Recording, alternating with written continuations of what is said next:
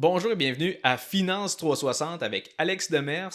Aujourd'hui, nous sommes mardi le 3 octobre 2023 et nous sommes rendus à l'épisode 181 du podcast. Et aujourd'hui, je vais vous parler principalement de trois choses. Premièrement, l'investissement du gouvernement dans la construction de la méga usine de Northvolt. Ça va être sur la rive sud de Montréal. Et en fait, c'est une usine qui va produire des batteries pour les voitures électriques.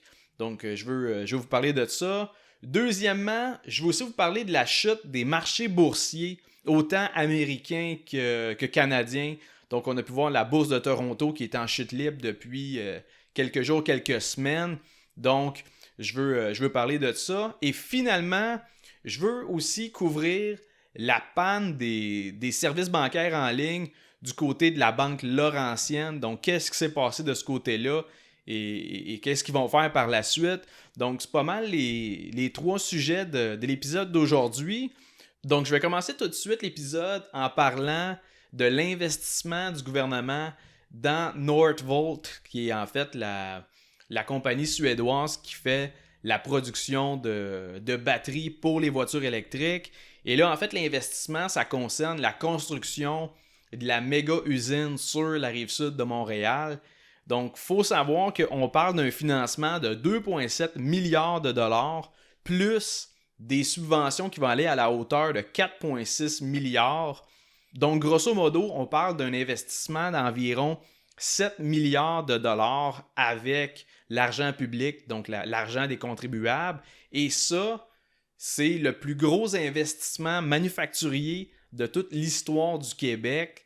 Donc, tant qu'à moi, c'est sûr que c'est pas le rôle du gouvernement de financer des startups puis de miser sur des entreprises étrangères. Comme je vous dis, Northvolt, c'est une entreprise qui est suédoise, puis ça fait pas non plus 20 ans qu'elle est en opération. Je pense que c'est 2017-2018, donc ça fait 5-6 ans que ça roule. Encore là, pour une entreprise de cette envergure-là, dans ce domaine-là également, les voitures électriques, ça reste un domaine qui peut être à risque avec toute l'évolution de la technologie de ce côté-là.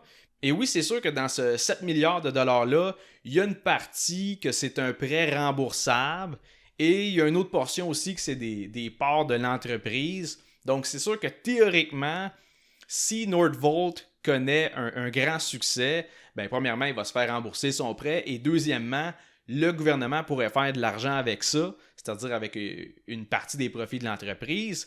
Par contre, historiquement, le gouvernement n'a pas eu un bon taux de succès avec ce type de pari-là.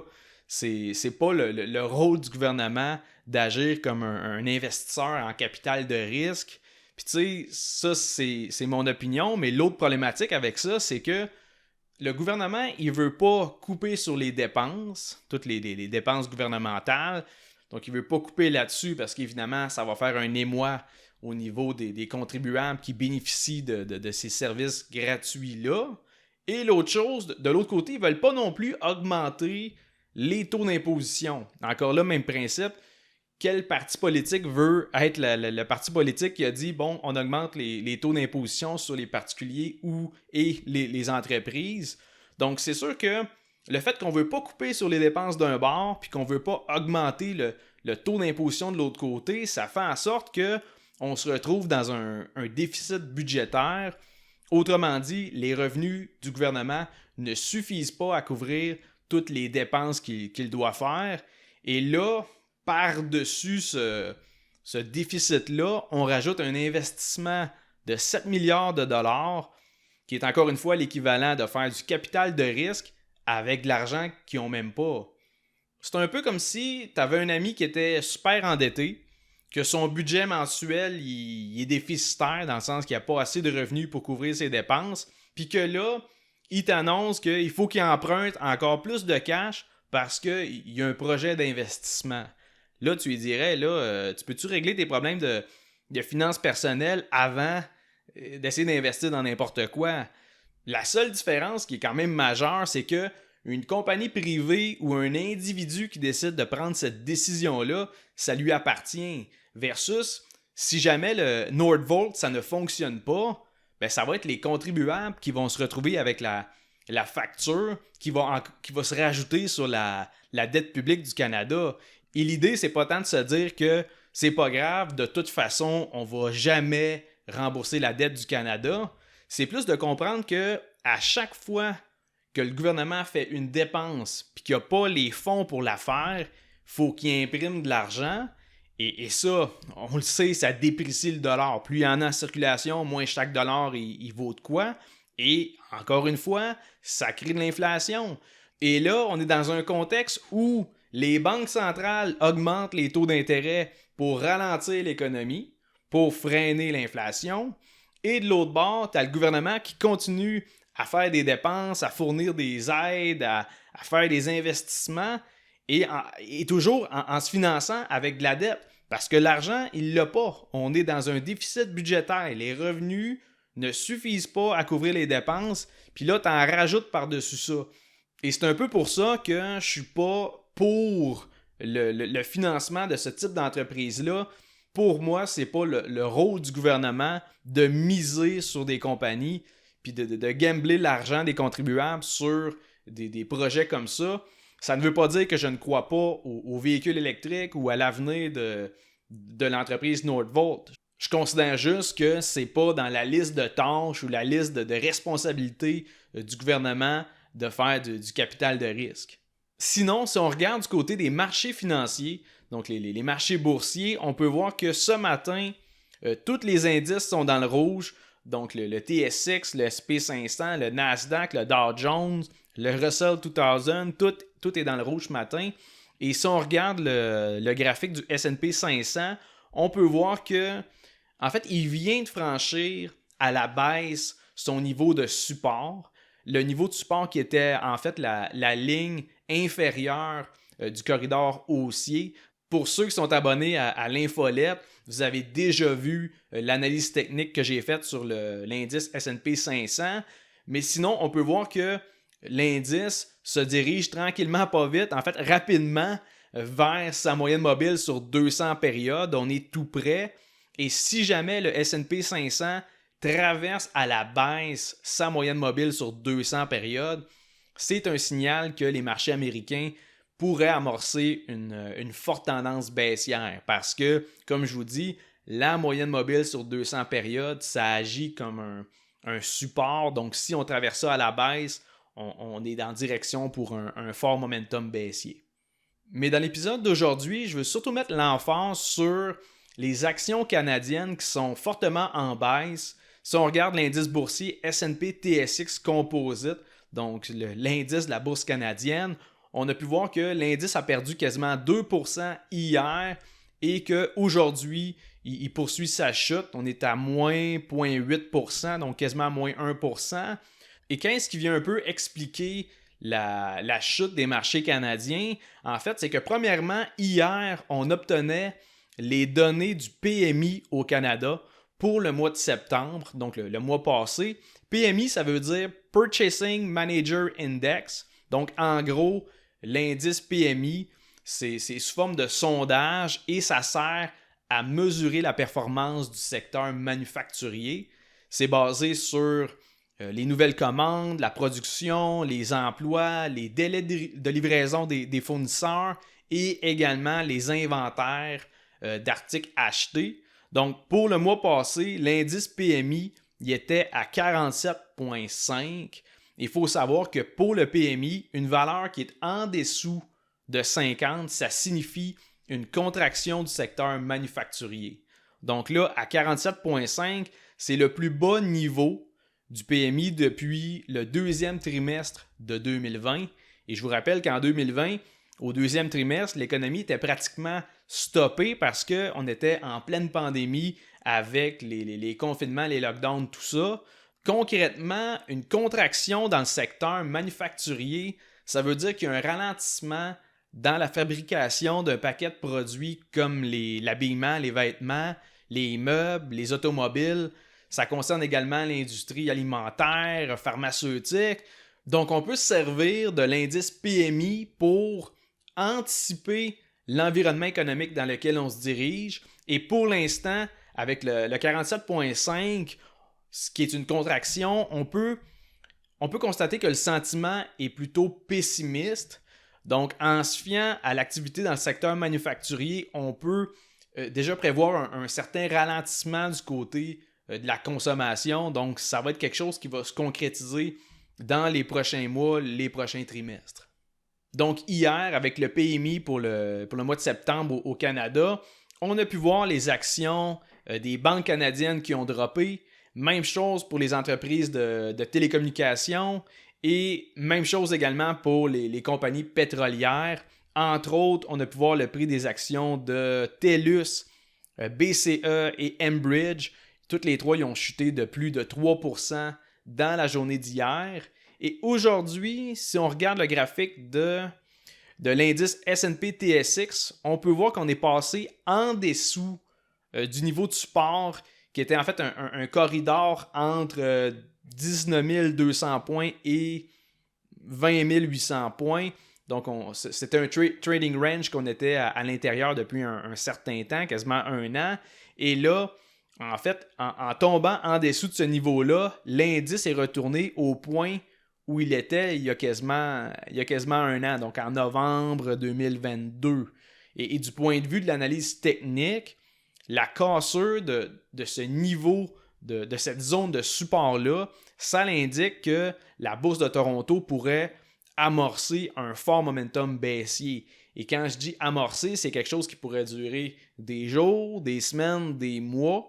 Et ça fait longtemps qu'on rebondissait sur ce fameux niveau de support-là. Mais là, ce matin, ça a été définitivement brisé. C'est à voir si ça va vraiment clôturer en dessous de ce niveau-là. Et c'est à voir demain également si la chute va se poursuivre. Et d'ailleurs, une autre raison pour la chute de la bourse de Toronto, c'est la baisse du prix du pétrole brut qui avait atteint 95$ US jeudi passé. Là, je parle du pétrole brut WTI. Et ce matin, ce même baril de pétrole-là, il est rendu autour de 89$ US le baril. Donc, légère chute de ce côté-là. Et le secteur de l'énergie, ça a un poids important dans l'indice S&P TSX Composite. Dans le fond, on parle d'une pondération de 20% de l'indice qui est dans le secteur pétrolier, gaz naturel. Donc, c'est sûr que quand les titres pétroliers ils chutent, ben, l'indice va dans la même direction. Et là, avec justement l'anticipation d'un ralentissement économique, ben, il y a beaucoup de monde qui croit que la demande de pétrole brut elle va diminuer. Et c'est ça qui fait en sorte que le prix du baril est retourné en dessous de 90$ US. Mais personnellement, je reste de l'opinion que le baril de pétrole brut WTI, il va quand même se retourner à la hausse et il va se rendre pas loin de la barre du 100$ US le baril. Du moins, c'est ce que je m'attends du côté du pétrole brut.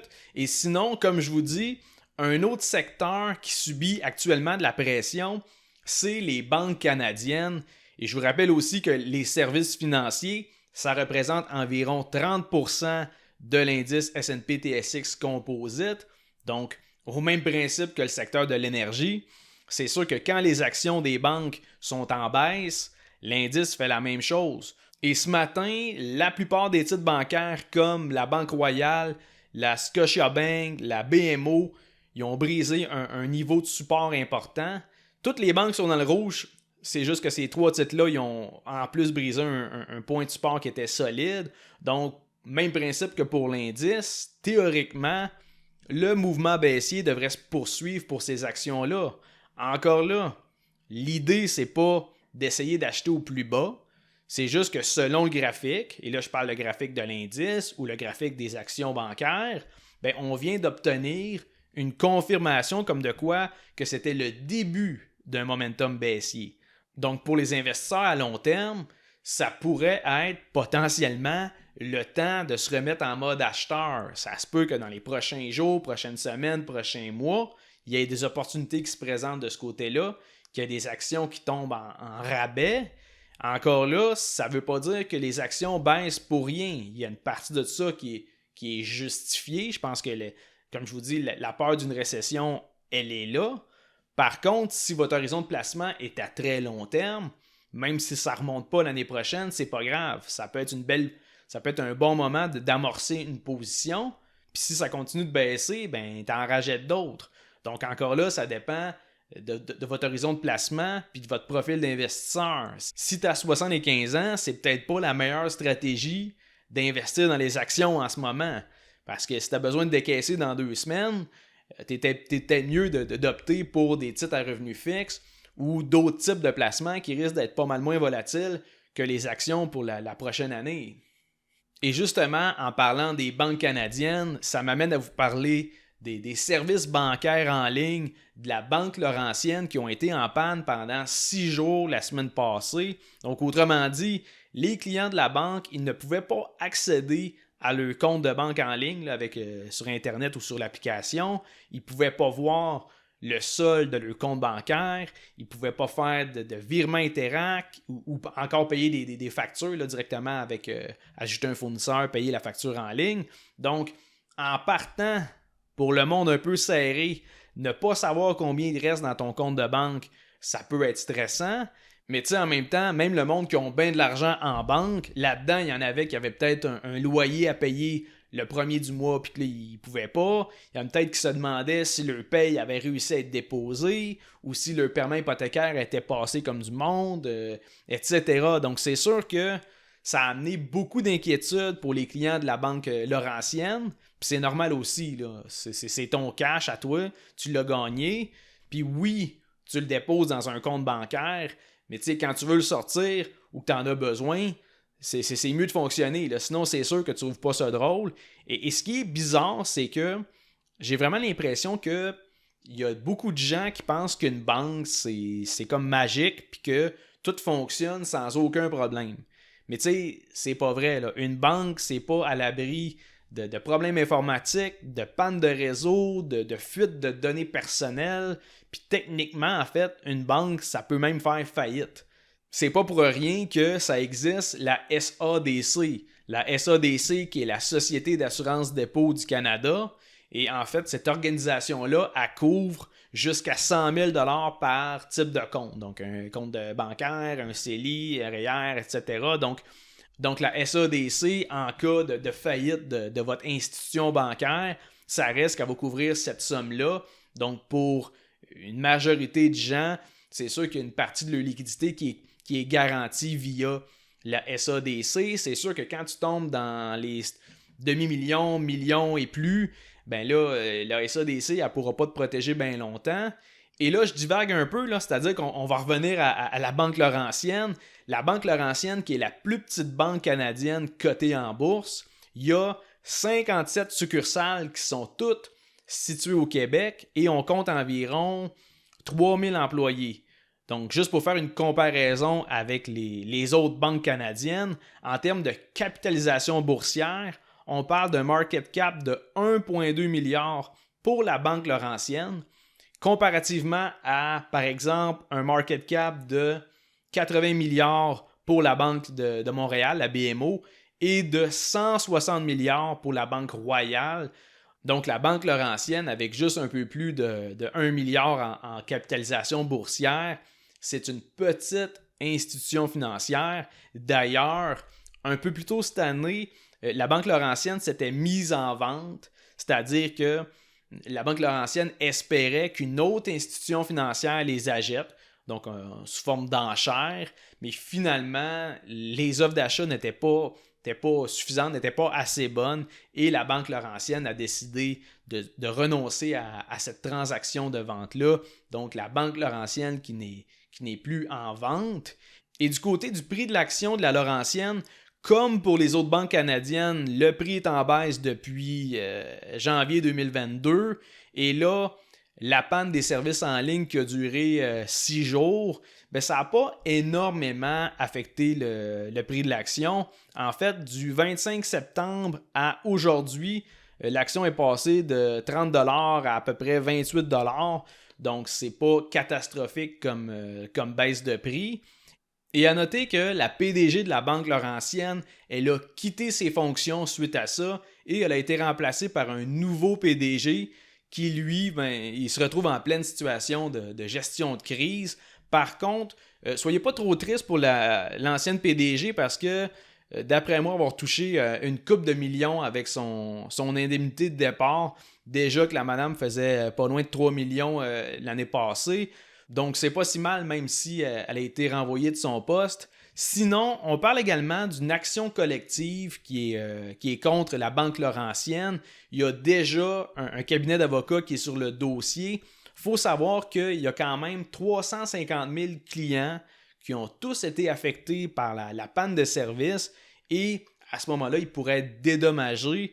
Et là, évidemment, le plus gros défi de la Banque Laurentienne, c'est surtout en fait de regagner la confiance de sa clientèle parce qu'eux autres, ils veulent s'assurer que leurs clients ne décident pas tous de fermer leur compte de banque puis de changer d'institution bancaire. Déjà, la Banque Laurentienne, c'était peut-être pas la meilleure banque canadienne, c'était pas elle qui avait la plus belle picture. Sauf que là, si on parle d'un exode d'une majorité de leurs clients, ça pourrait être catastrophique pour la Banque Laurentienne. Bref, on va avoir un peu plus de détails sur tout ça dans le dévoilement des prochains résultats financiers. On va savoir un peu c'est quoi la picture au niveau des dépôts, est-ce qu'il y a des gens qui ont quitté, puis ça a été quoi le coût finalement de tout ça. Et pour conclure l'épisode d'aujourd'hui, je tenais à vous dire qu'on est rendu au dernier trimestre de 2023, donc il reste 3 mois avant la fin de l'année. Et au lieu d'attendre au 1er janvier pour vos résolutions du nouvel an, moi je pense que ça serait mieux de commencer aujourd'hui, puis d'avoir de l'avance sur le reste du monde, c'est-à-dire de profiter des 3 mois qui restent pour vous faire un plan de match par rapport à vos finances personnelles, puis par rapport à vos investissements ou par rapport à votre entreprise. C'est-à-dire que je peux déjà vous dire que 2024, ça ne sera pas une année facile. Peu importe ce qu'ils disent les économistes ou les prévisions du ministre des Finances, en 2024, les taux d'intérêt vont rester élevés, l'inflation, elle ne sera pas disparue, c'est-à-dire qu'il va y avoir encore une continuité au niveau des hausses de prix. Je m'attends également que le prix de l'essence, ça soit un facteur important dans l'indice des prix à la consommation, c'est-à-dire qu'il y ait un rebond du côté de l'inflation. Donc, il ne faut pas se mettre la tête dans le sable et espérer qu'il arrive un miracle. On est mieux de prévoir le coup, anticiper une période qui va être plus précaire, puis tant mieux au final, c'est pas aussi pire qu'on avait prévu. Posez-vous la question, est-ce que j'ai assez d'argent de côté si jamais il m'arrive un imprévu? Un imprévu, ça peut être une crevaison sur votre char, ça peut être une réparation dans votre maison, ça peut être n'importe quoi. Est-ce que vous avez des liquidités disponibles, un fonds d'urgence pour ça? Est-ce que vous avez assez d'argent de côté pour toffer 3 mois, 6 mois? Qu'est-ce qui arrive si jamais vos revenus ils diminuent ou si vous perdez votre job? Combien de temps vous pouvez toffer là-dedans? L'autre volet, c'est aussi de se poser des questions du côté des dépenses, c'est-à-dire que est-ce que votre renouvellement hypothécaire s'en vient l'année prochaine, quelque part en 2024? Si oui, prenez le temps de calculer vos nouvelles mensualités puis de voir si avec ces nouveaux versements-là, est-ce que ça fonctionne dans votre budget actuel? Êtes-vous en mesure de payer tout ça? Le point, c'est que les hausses du taux directeur, ils commencent présentement à prendre effet sur l'économie et malheureusement, il y a beaucoup de gens qui pensent encore qu'on va parvenir à éviter une récession, que ce ne sera pas si pire que ça. Mais tant qu'à moi, le ralentissement économique qui est inévitable, je ne sais pas l'ampleur de ce ralentissement-là. Donc, dans ce cas-là, la meilleure chose à faire, c'est de prendre de l'avance. Comme je vous dis, il reste 3 mois avant la fin de l'année 2023. C'est le temps de réfléchir pour ajuster vos dépenses, apprendre des nouvelles compétences pour peut-être trouver d'autres sources de revenus. Bref, en ce moment, la pire stratégie à faire, c'est d'attendre que ça passe. Si tu es passif ou si tu fais rien et que tu ignores tes problèmes, ça les élimine pas. Ils restent là en arrière-fond, mais à un moment donné, il faudra que tu payes ton solde de carte de crédit. Il y a encore des intérêts à payer sur ta marge de crédit. Tu as peut-être des versements hypothécaires plus gros qui s'en viennent. Tu as peut-être de l'amortissement négatif. Je connais pas la situation de tout le monde. La seule chose, c'est que présentement, je sais qu'il y a beaucoup de gens qui en arrachent, puis que du côté des finances personnelles, c'est devenu beaucoup plus difficile. Et 2023, c'est le début. Ça risque de rempirer en 2024. Donc, il faut prendre action, puis il faut trouver des solutions à votre situation actuelle. Puis, tu sais, il y en a. Puis, tu sais, de mon bord, l'idée du podcast, c'est de vous partager mes opinions par rapport à l'économie, aux investissements, la bourse, tout ça. Mais, tu sais, écouter, c'est correct. Tu sais, s'informer, être à jour, c'est fantastique. Mais après ça, faut l'utiliser, cette information-là, parce que sinon, tant qu'à ça, écoute toutes sortes d'autres podcasts qui vont parler d'affaires pour te faire rire. Mais si tu prends le temps d'écouter ce podcast-là, tu prends le temps de t'informer sur tes placements, puis qu'est-ce qui se passe sur les marchés financiers, tu as déjà un edge. Là, c'est juste de profiter des informations supplémentaires que tu as, puis d'en profiter en prenant des meilleures décisions financières. Et pour terminer l'épisode d'aujourd'hui, je vais aussi vous parler d'une espèce de projet que je veux mettre en place, c'est-à-dire que ça fait un certain temps que je mets les épisodes du podcast disponibles sous format vidéo sur YouTube. Et l'idée derrière ça, c'est de venir rajouter en fait des éléments visuels, que ce soit des graphiques, des données, pour venir en fait bonifier un peu. Je ne veux pas juste voir ma grosse face en vidéo, c'est plus de donner de la valeur à ceux qui regardent le podcast au lieu de juste l'écouter. Donc, si c'est quelque chose qui pourrait vous intéresser, allez vous abonner sur ma chaîne YouTube qui est Traders360. Abonnez-vous. Puis moi, je vais voir avec le nombre de nouveaux abonnés s'il y a un intérêt pour ça. Et si c'est le cas, en début 2024, je vais commencer à mettre d'autres types de visuels dans mes podcasts pour vraiment donner le plus d'informations pertinentes et pas juste sous format oral. Je veux également que vous voyez les graphiques que je vous parle, que ce soit pour de l'analyse technique, des données économiques, des comparatifs, etc. Donc, c'est un peu la stratégie que j'ai en tête. Donc, abonnez-vous sur ma chaîne YouTube Traders360 si cette avenue-là, vous trouvez ça pertinent. Autrement, continuez d'écouter sur Spotify ou Apple Podcasts. Mais je vais regarder un peu le feedback que j'ai par rapport à ça et on va mettre en branle le projet par rapport à YouTube si jamais il y a de l'intérêt de ce côté-là. Donc, je termine l'épisode là-dessus. Je vous remercie encore une fois pour votre écoute et on se revoit mardi prochain pour un autre épisode de Finance 360.